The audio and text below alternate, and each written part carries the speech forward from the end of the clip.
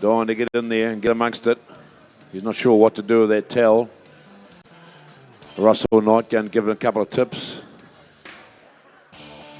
He shakes Dave Brooker's hand, squeezes it hard, tries to break a couple of fingers. Now we have the green light, ladies and gentlemen, so and the thumbs up from our referee. Shearers at the door, please. We'll get... Where's Bruce? Get him out of there. Come on, Bruce. Timekeepers ready. Competitors set, go. Away we go, John. The first sheep on the board. 4 sheep for these old Master Blasters. Grade 1 of the Evergreens, 55 to 65-year-olds. A couple of them there just snuck in, and then there's a couple at the top end of that range. So good mixture, but some pretty handy shearers up on the stage right now for their age, John.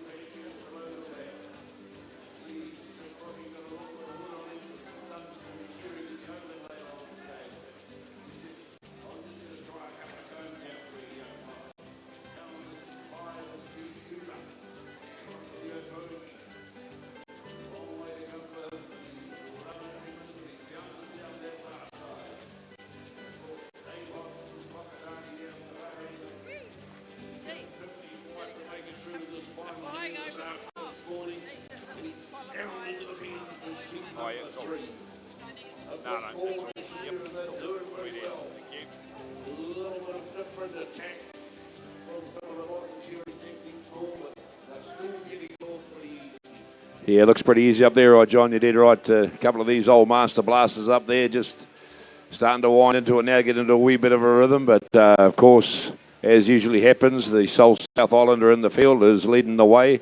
Down the last side he comes, Dave Brooker there. right out onto the back leg. Another couple of shots for Dave, and he's going to head in for his 4th and final sheep.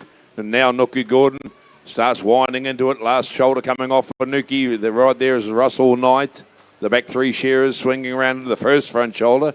Bruce Prankhurst, Steve Cooper and David Hodge just winding around and towards the long blow. Finishing touches for Nuki Gordon. Finishing touches for Russell Knight up here on the front stand. But turning into the first hind leg out in front is Dave Brooker, the young man from Rangiora in North Canterbury there, up the Underminey sweeps, or in Canterbury. He just shears mainly pet mobs nowadays, doesn't do any real full-time shearing.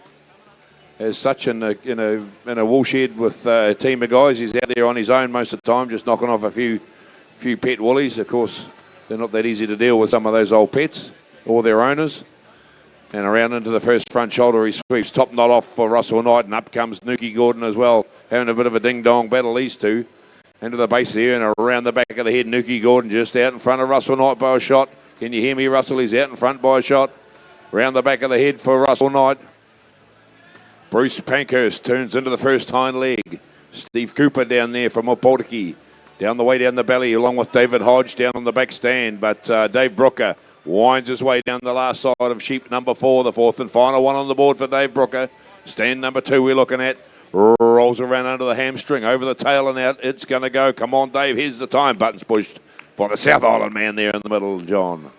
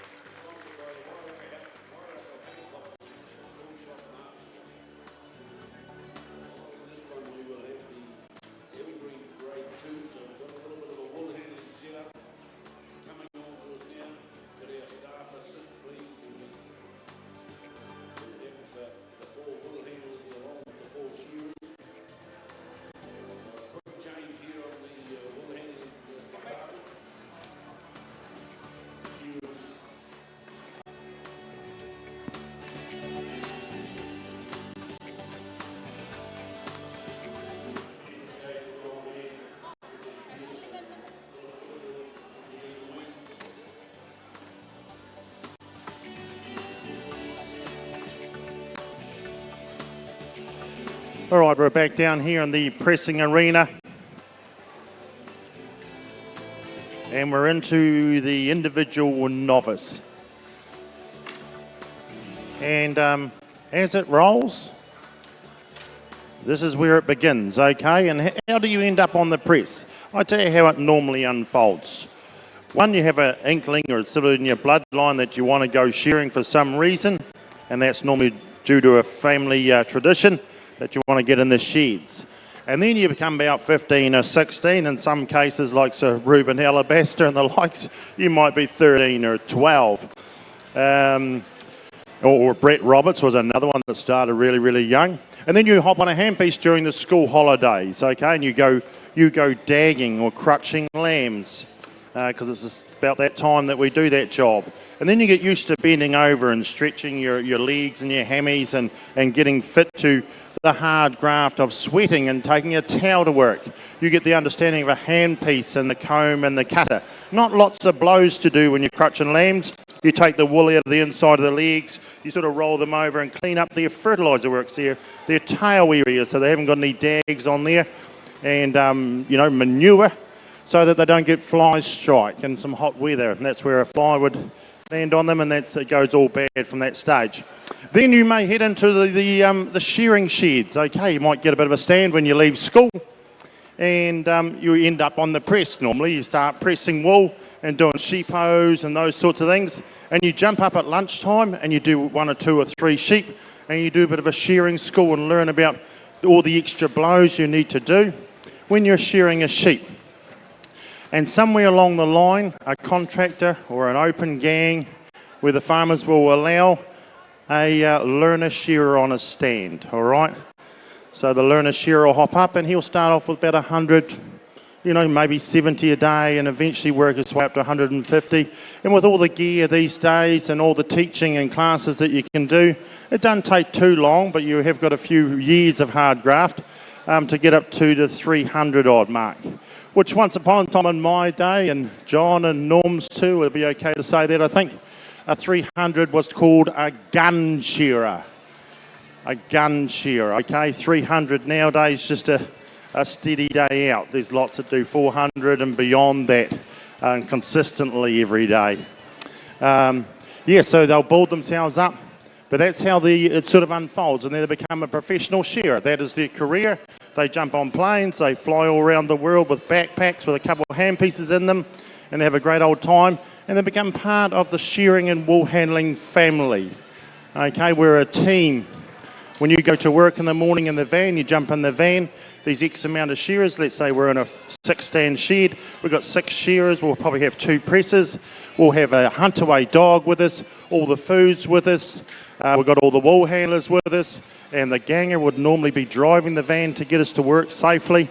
And we get there and we might have X amount to cut out for the day. A cut out is when you finish what needs to be done at that shed. That's it, cut out, finished. So the boss might say, don't come home till all those lambs are shorn. I don't want to make a special trip up there tomorrow for 2 hours work or 1 hour, whatever it might be. Pull your finger out, get the job done.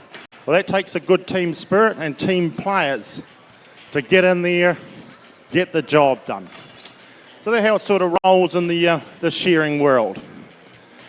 A lot of good fun, and you build really good, tight mates, I suppose you're going to call that. It's a bit like a rugby team, okay? You go to battle, okay, hard graft, and for some reason it forms a very strong bond. And doesn't matter when you see your old rugby mate on the street, doesn't matter how busy you are, you have time for him. You'll go and have a good old chat. You'll cross the road and say, hey, Joe, how you going, mate? Played rugby with you 20 years ago, but you still remember those days when you did battle together.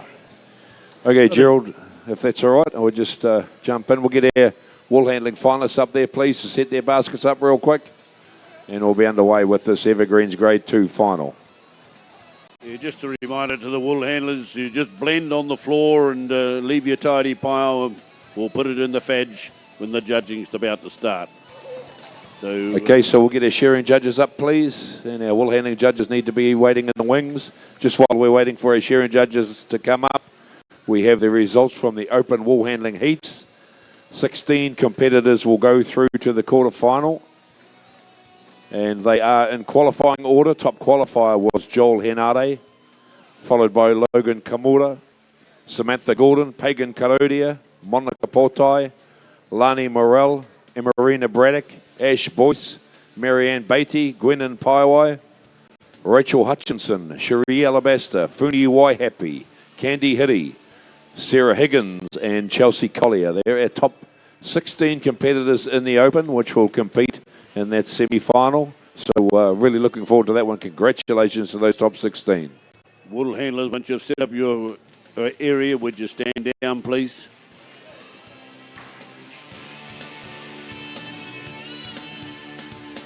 We'll get the shearing judges up on the board, please, and then we'll introduce the shearers and the wool handlers to you. This is the Evergreen Grade 2 shearing and final, and the Evergreen wool handling final working in conjunction.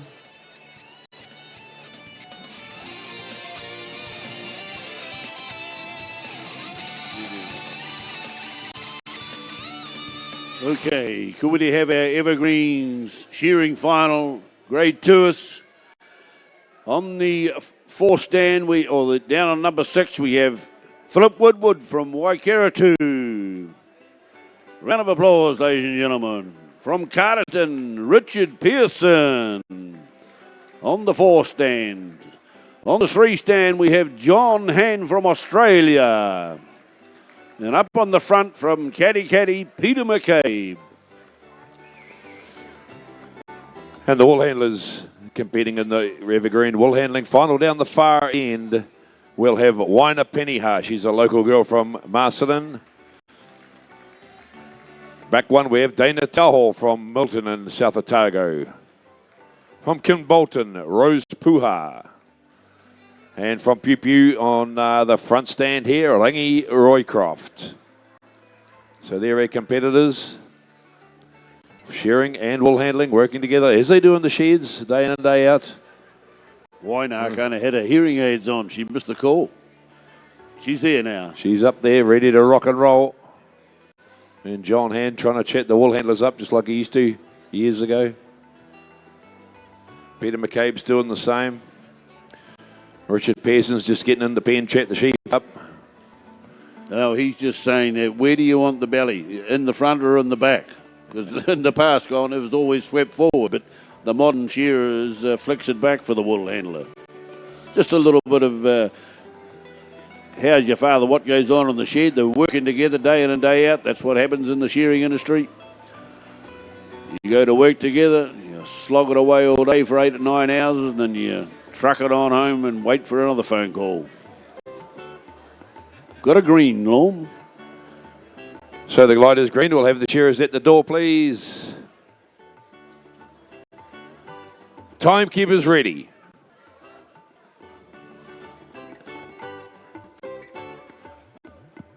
Oh, the grey shirts in the wool handling area. They must have been out getting wool blind.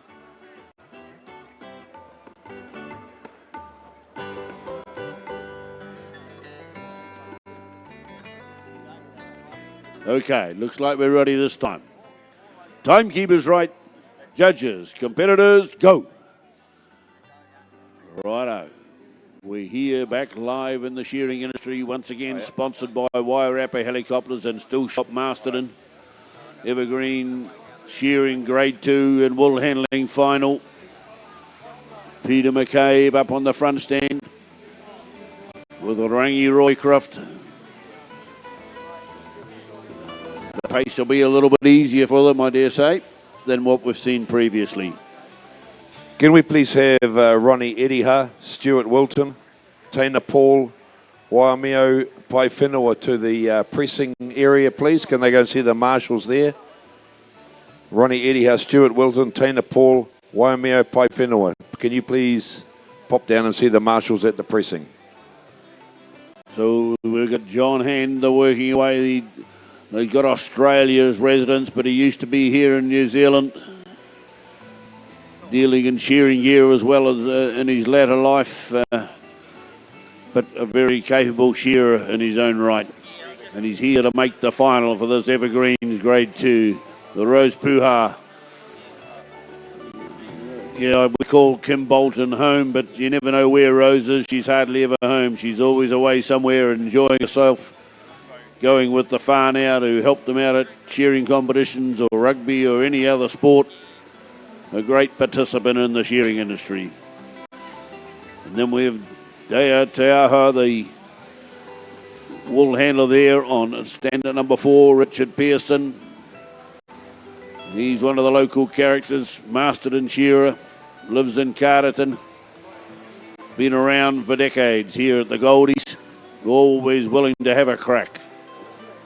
And down the far end, Philip Woodward from up in Waikato to strong shearing region there in the Waikato, right on the coast. And he's here doing it justice, going down the belly on stand number 6 with Waina Peniha, who's been judged at the same time for her skills in this wool industry. Second shear wool clipping here this morning. Big strong sheep. A little bit of a test for the older generation legs. And but the muscles and sinew will be as tense as the young shearer because they've been waiting for this occasion for the last 36 hours since they arrived here in Masterton. So the wool handlers now are looking to add value to this wool. Normally they'll be removing all the same sorts of fribs that the full wool competitors do, but there's a lot less baskets, so and there's no wrapping of the wool or rolling of the wool as we call it. Well, what we do is trying to even the fibre up for colour and length on the floor before it goes away to be judged. Yeah, that's right, John. That's the only difference in the way they handle the second share fleece wool and the lamb's wool. All the oddments come out. You're dead right. All the head wool and the crutch wool and the wool in and around under the legs, all what we call the fribs, all still come out. And the fleece wool, because it won't hold together, they can't throw it on a table in a mat like a full fleece. So it just goes back to them into a pile, and then, yeah, they get into the blend like we're seeing there from Waina and Dana. They're just giving it a quick blend up, so it just combines all the different length fibres and different sort of characteristics of the wool fibre from the different sheep, just blends it all together to make it a nice even line rather than throwing it on the table and then rolling it at the end. So they skirt it on the board as they go, then blend all the shorter fleece wool together. Second shear or lambs. So Peter McCabe, he can shear this fella up round the neck and into the base of the ear. But John Hand come out swinging this time. The sheep number 3 on the board for all our competitors, which is the final sheep.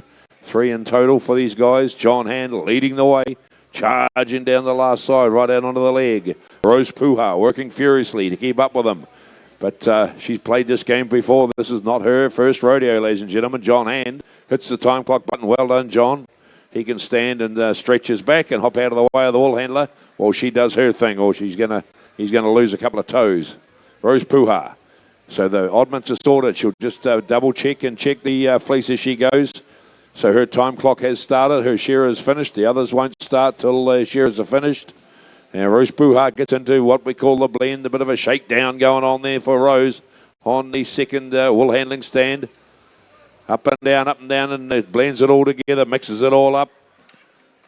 Around with the broom. She's going to make sure the pile's nice and tidy before she stops her clock. Once she's happy, time stay taken there for Rose Puha. Way to go, Rose. And now Rangi Roycroft. Peter McCabe's all done and dusted. That's all the shearers finished this time. Shakedown time down there for Waina Peniha. Shakedown time for Dana Tiaho. And up here, Rangi Roycroft, and she's into it as well. So getting down, grabbing the handful, just mixing it all up, blending it all together, making it all nice and even. Waina's up with the broom. Dana's time is taken. Waina's time is taken. Just Rangi here on the front stand. Another couple of seconds, and she's going to be done and dusted as well. They get judged on the neatness and consistency of the blend as well. So no point just giving it 1 or 2 shakes and then thinking you're all done. The judges having a close look. Time taken there. Give them a big hand, ladies and gentlemen. Our Evergreen wool handling finalists and our Evergreen shearing finalists, grade 2. All that wool will go out the back and be judged in what we call the dungeon.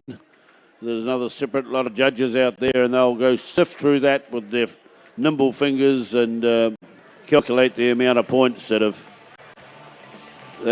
need to be deducted. We'll come back with a final with the results a little bit later. Next on the card we have the Evergreens Grade 3 final, where this is the really experienced shearers of Sid, Alan, Jeff, Hugh, Ian and Ian. So we'll just get this wool area tidied up and back to normal shearing conditions. And we'll come back. How's the pressing going down there, Gerald?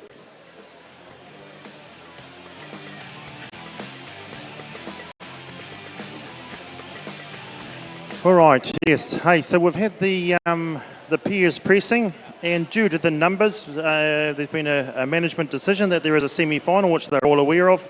And it's not in the book, so just don't go too far. It'll be a wee while yet, and we'll find a gap for it and do our thing. Anyway, more to the point, you want to know, top qualifiers of the peers semi-final is Jeremy and Vinny Goodchar. Second is Adam and Joseph Gordon. Third, Kushla Abraham and David Gordon. The whole Gordon family are there again, ladies and gentlemen. And fourth, Conan Gray Harmon and his brother Shane Harmon. So there you go. There's the top 4, ladies and gentlemen. That will be, there'll be a bit of noise and a bit of stuff, shouting from the rooftops, I think, when that gets going. But at the moment, we're at a slower pace, and that's to be expected because we're at the Novice wool handling. And once again, a big thank you to Farmlands, our sponsor, and Woolpacks New Zealand. Okay, Gerald, if I can just jump in there. I'm with the Kohanga Reo down here to the bottom right of the stadium. Morena Tamariki Ma. And they are from Wahireka. Wahireka. So morena to our young mokos down here from Wairarapa. Hope they're enjoying the show. And we have another little school here by the looks of it. What school do you go to? Solway. Solway. And what class are you? Tōtara. Tōtara class, Solway College, is it? Solway Primary School. Well, welcome to the Golden Shears. You're more than welcome to steal a little bit of wool. You want to take some wool? Gerald, are these little ones allowed a little wee bit of wool? Hello. Oh, yeah, I think that'd be a good idea, eh? A little bit of wool. Do you feel that little greasy stuff in them? What's that greasy stuff called, Tuma? Lanolin. Lanolin. We could sell that for a lot of money in Queenstown, that stuff called lanolin. It's a beauty product and sort of a, a health product in a way. So lots of great products coming out of the wool as a whole. But no, I think that's a good idea to get the feel of that beautiful natural fibre. We could go on about wool for quite a while, Tuma, couldn't we? Beautiful natural fibre, renewable resource, a natural fibre. I mentioned that word. It's an incredible insulator. It has, wow. Who's that, buddy? Don't worry about well, do worry about wool, and please support it if you possibly can, because it's an incredible fibre and it needs supported big time. This is a novice pressing, so this is Bruce Grace's bale over here from Press 1, buddy. Isn't it Press 1? We're looking for 150. Bruce Grace has done 151, folks. That's a really good effort. Good man. Good on you. Oh, that's great to see you youngsters having a go like that. It's even better when you're doing really well. Yeah, so... Kia ora koutou and welcome back to the Friday morning session of the 60th birthday Golden Shears 2020. We've just finished the junior wool handling, and we're just starting now to get into the Evergreens. And this is almost quite an emotional time when some of these originals, I'm going to call them, not old timers. When some of these originals came and participated, and they keep coming back to Shears year on year on year. It's just a beautiful feeling when you have that complete circle of Golden Shears. But I have in the studio with me at the moment, while we're having this bit of a gap in set up, Adia Mullins. So Adia sponsored the novice wool handling. Adia, you've been sponsoring this now for 3 years? Yeah, 3+ years, I think. 3+. Yeah. And why? Why the novice wool handling? It's actually a very unique event.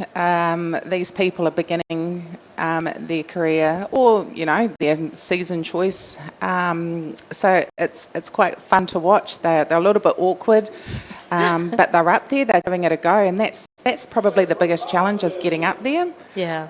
And it's just a bit of a taste for them, one fleece, and, hopefully they get that bug and they can carry on through.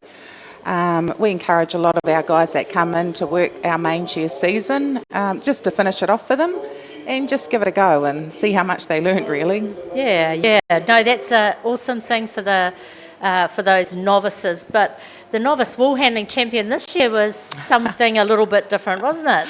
It sure was. I quite enjoyed watching that final, actually, and watching it, you could just about put Laura as a borderline burglar.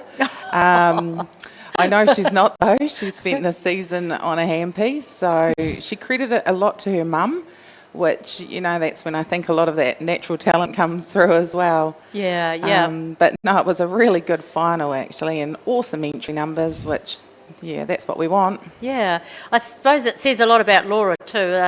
She's a bit of a perfectionist. She can be very intense because she is quite focused. Absolutely. When she does something, she wants to do it to the best she possibly can, and she just proved that the other night in that final. So, yeah, awesome. Yeah. No, that's great. Thank you very much, Adia, for giving us some time. I can see now that we have the grade 3 Evergreens. So these are the most senior, if you like, and I think the age is 75 plus. They're all up there now on the stage. They've all got grey hair, you can see. Yep. There's some shiny bits there as well, but these are the guys we love. Let's go back to the stadium. Thank you. It is. Go.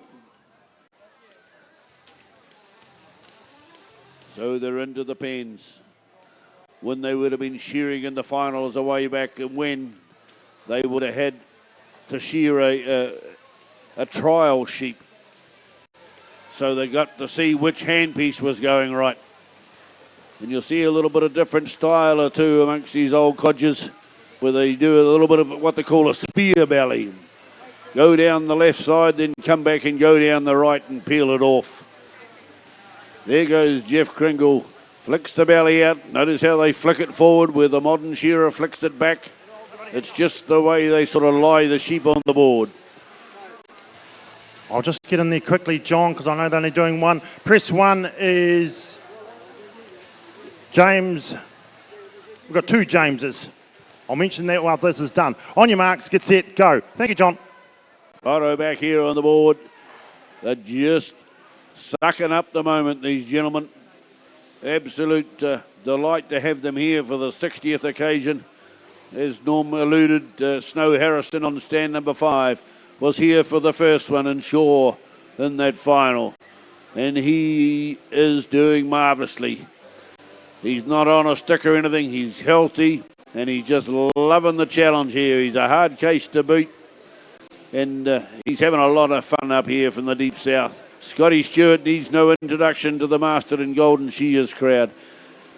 Ian Stewart down on stand number 6, just loving every moment of it. He's carrying Jeff Kringle and hosting Snow, and they're having a lot of fun here together. Hugh McCarroll, what he hasn't done in the shearing industry for the sport is probably not worth talking about, and he's on stand number 4. Over the last side now comes Alan Birdson. He was the fastest man off in heat number 1 yesterday. But a little bit off the pace here this morning is Sid Tartner. The Super Sid, they call him, because he was a high-quality man back a few years ago. And just watching that first sheep go out, he hadn't changed one iota, Norm. They are magnificent specimens of the human race. No doubt about it. Snow Harrison back out onto the board. Like I said, he's the only remaining shearer that saw in that very, very first final 60 years ago. The rest of those finals are watching Snow and cheering him on from above. Way down the belly he rolls, 86 years of age on stand number 5, a real shearing legend. In goes Hugh McCarroll. Back out onto the board is JJ Kringle, the legend from the deep south. Go the south. JJ, and away down the belly he drops. Slightly different style to what we're used to seeing, but that's the way they used to do it back in the day, and old JJ knows all about back in the day. Way down the belly he goes, real hard case. Him and Snow come up from Southland a couple of days ago. Up the neck they go, up the neck for Snow, that is. Right out on top of the ear you see there, John, and around under the ear, and the cheek comes off, so not much to do on the back side of the head on the last side. No, they're making the most of it. They're doing the front work, and that's very important. And a lot of young shearers forget to do the front work, because when it comes around to that last side, you've got a huge last side, and it's very difficult to control the sheep sometimes when you've got that huge workload on the last side. Just watching Hugh McCarroll, he had a little bit of trouble getting that belly off. The sheep might have slept in a bit of a dusty patch last night, and he just could not get an entry, but he's away now and around the back of the head, swinging it towards the offside now, the first off shoulder. The most difficult part of the sheep bit up here in the front stand. We've got Sid Tartner from Masterton coming down the last leg. 3 shots in it. Sid, you got to let it down the hole and be the ringer for the day. There goes Sid Tartner. Ladies and gentlemen, well shorn. Next in line, it could be a man on stand number 2, Alan Birdson. Just lacking a little bit of muscle power, but Sid's got it under control now, and down the chute for the judges, and we'll get that sheep well looked at and eyed over down there in the bottom end. Down the last side comes Alan Birdson now, putting the big blows in. Snow Harrison's hit the last side as well, Norm. What about JJ Kringle? Where's he in the group? Yeah, right there with him last side. Time for Hugh last time. But Alan Bridson, ladies and gentlemen, give him a hand. Drops his sheep out the hole. Jeff Kringle down the last side. He paused, but Snow Harrison and Hugh McCarroll. Hugh's got the bit between his teeth this time. Just starting to swing into it. Give that man another 10 sheep. He'll be flying. Right over the tail for Hugh, and out it goes. And Snow Harrison, the legend from Southland. Snow, well done. 2 sheep out the hole. JJ Kringle, finishing touches, and out it goes as well, folks. Give that big muscly man a hand as well. JJ Kringle. Looking down the board, say, come on, boys. And out it goes as well for Ian Stewart. Give them a hand, ladies and gentlemen. Our legends of the shearing board, I reckon you better put a bit more effort into it. Come on, get into him now. That's better. Excellent, gentlemen. Thank you for your expertise.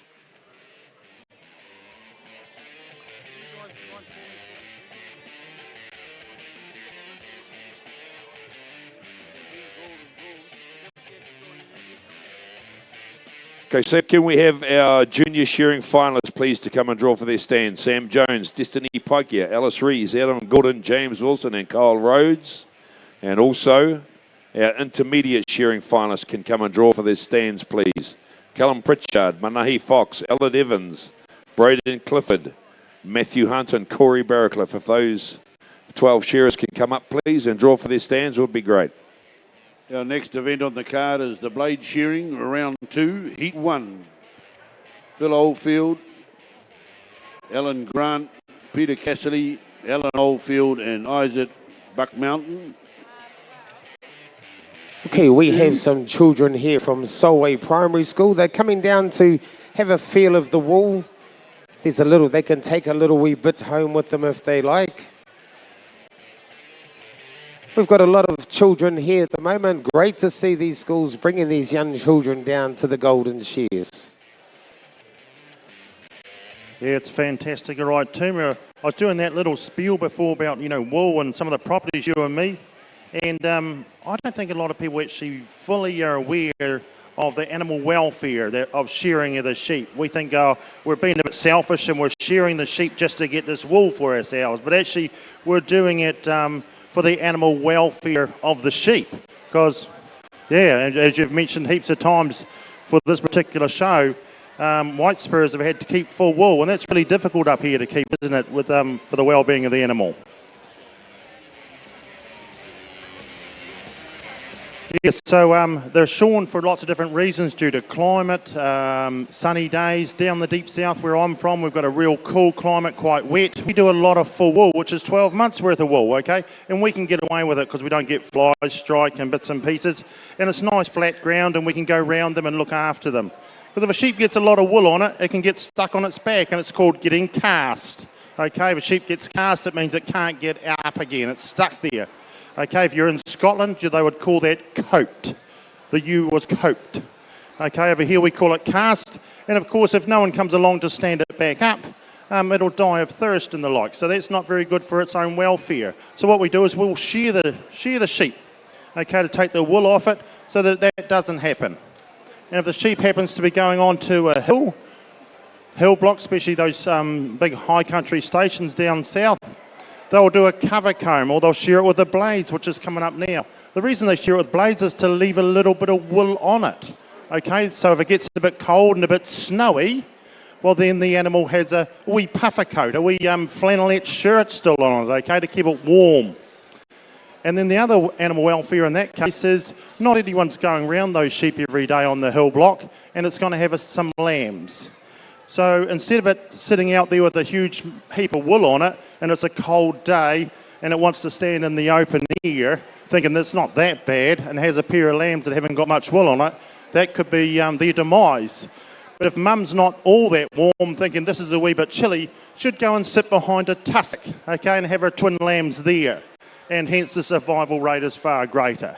So yeah, there is a whole lot of animal welfare issues that shearing is based around. In fact, 95% of shearing is based around animal welfare. So I'd just like to get that across to a lot of good folk, that it's not all just about the fibre.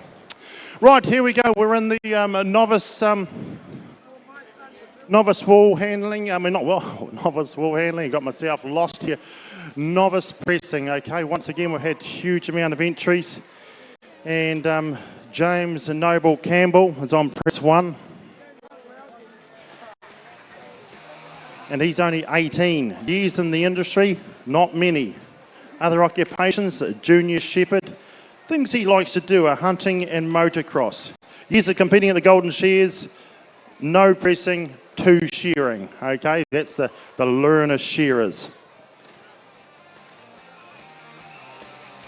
And James Prestidge is on 2 here. He's from Taramanui. He's 19 years in the industry as 1. His other occupation is building, and no shortage of work there.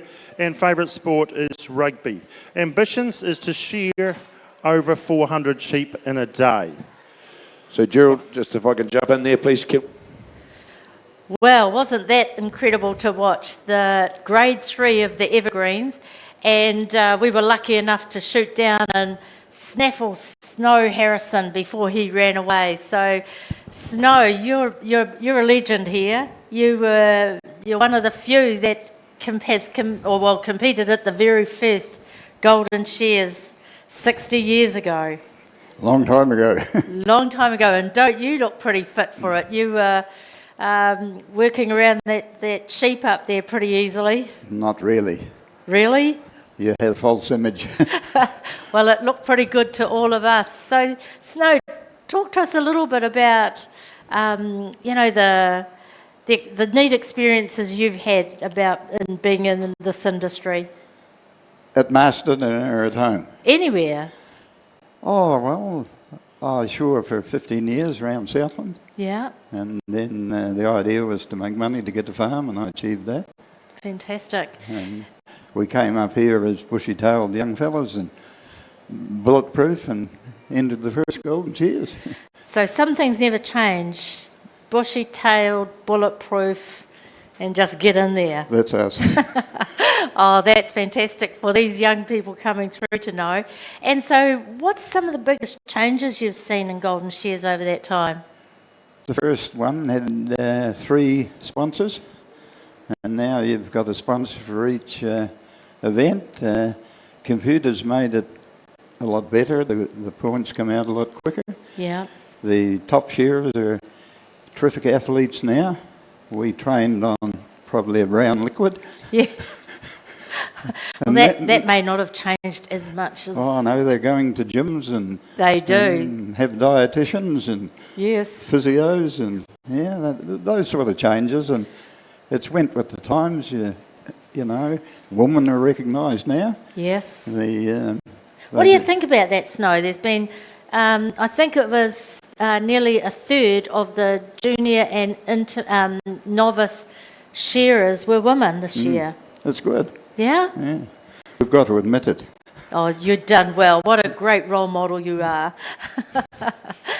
And so with the final that's been up there, you've also had a chance to catch up with old mates and... That's a good thing about coming up here. We had a meet and greet last night, and yes, you met all. You haven't seen them since you were here. I haven't been here since 5 years ago. Right. The 55th, and I come up to North Island and I go and stay with ones I know, and they come down here. It's brilliant. Lifelong friends, eh? Yeah, that's the word. Yeah, and I think that is still a real culture in the shearing industry. But the neat thing is, it's not just going North Island to South Island. You can go Northern Hemisphere to Southern Hemisphere and go and stay with mates as well, can't you? Yeah, well, we didn't travel in our day. That hadn't started, and now they're follow the sun. That's right, you follow the sun. So, Snow, with this 60th birthday for Golden Shears, is there anything in particular, any